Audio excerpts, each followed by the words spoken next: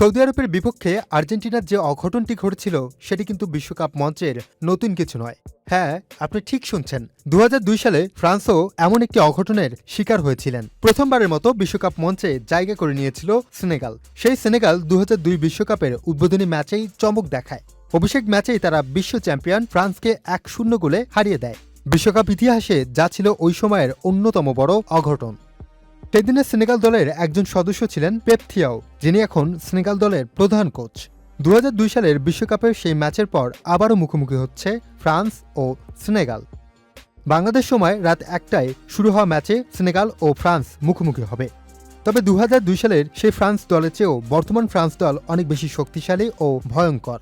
শুধু তাই না, ফুটবল বিশেষজ্ঞদের চোখে এবারের আসরে ফ্রান্স অন্যতম ফেভারিট দল।